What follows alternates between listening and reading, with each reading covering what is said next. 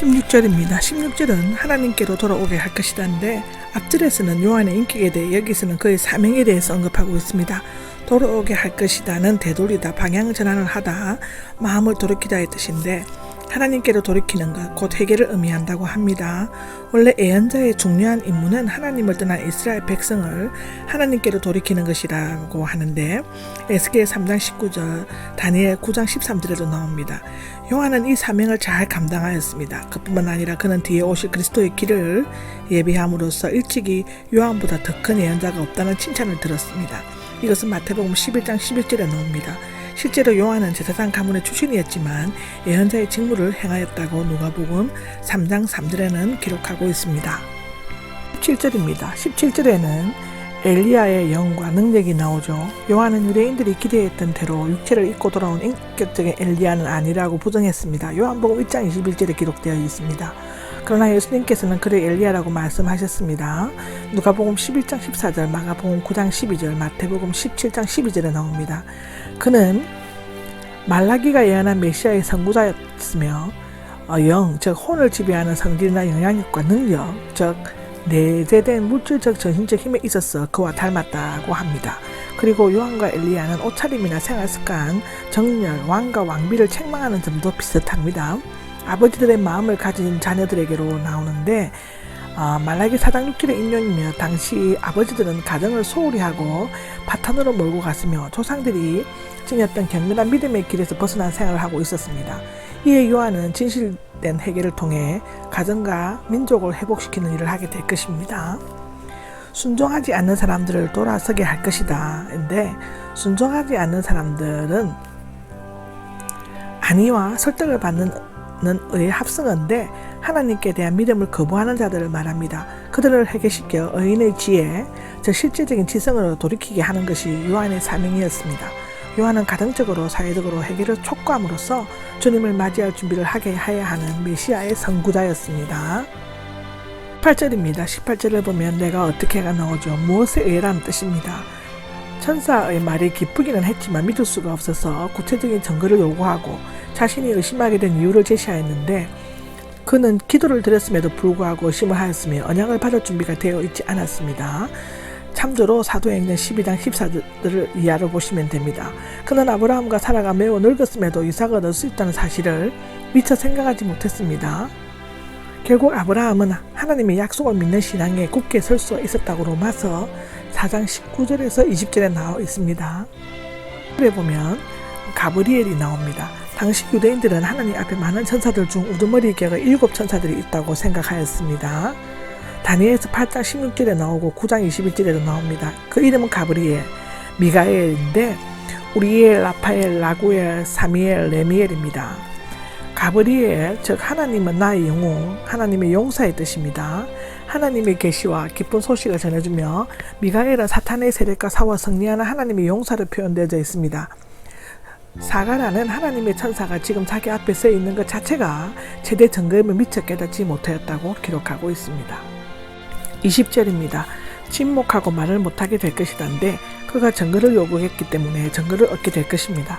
때로 하나님께서는 믿지 않음으로 오는 불순종이 아니면 자연적으로 의문을 품어보는지가 인간이 이해할 수 있는지 아니면 하나님의 능력을 의심하는지에 따라 적절하게 벌을 내리신다고 창세기 15장, 이사야 6장, 열왕기하 20장에 나옵니다. 사가랴는 하나님은 말씀으로만 능치 못할 일이 없다는 것을 믿지 못했으므로 당분간 말을 하지 못하는 벌을 받았습니다.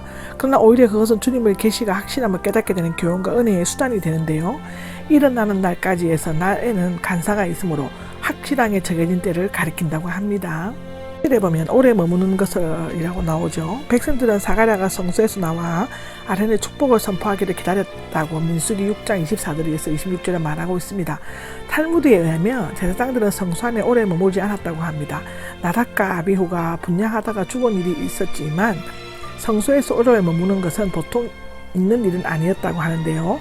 백성들은 그가 하나님 앞에서 범죄하여 죽었거나 실제로 무슨 일이 일어난 것이 아닌가 하고 이상하게 여기고 있었다고 기록되어져 있습니다. 22절입니다. 알았다가 나오죠.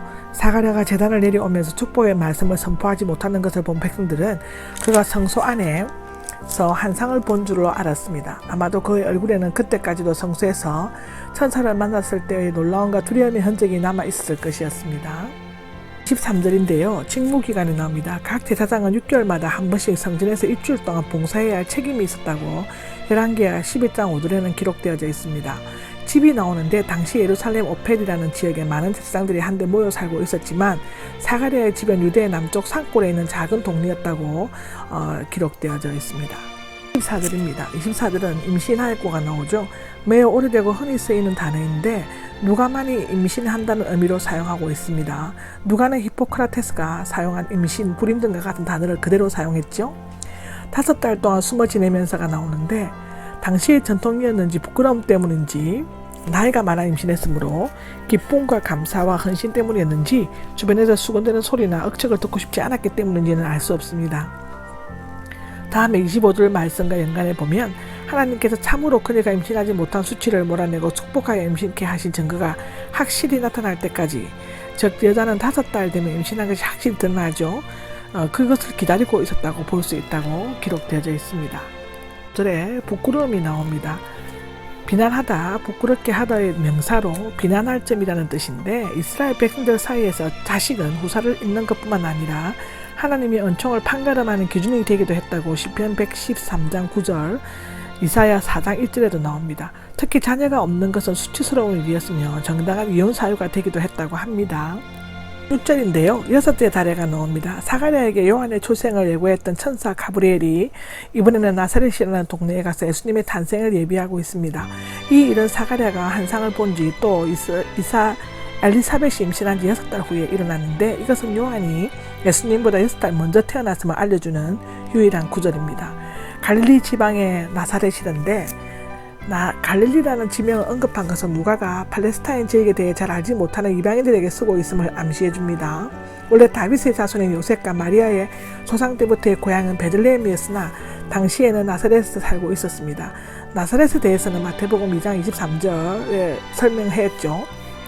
보내심을 받아가 나오는데 사명을 받아 보내심을 받은 것을 말합니다. 사도의 어원인데 가브리엘은 사가랴에게 같이 마리아에게도 사자로 보내심을 받았습니다. 이것은 두 탄생 사건이 밀접한 연관성이 있음을 보여주고 있습니다.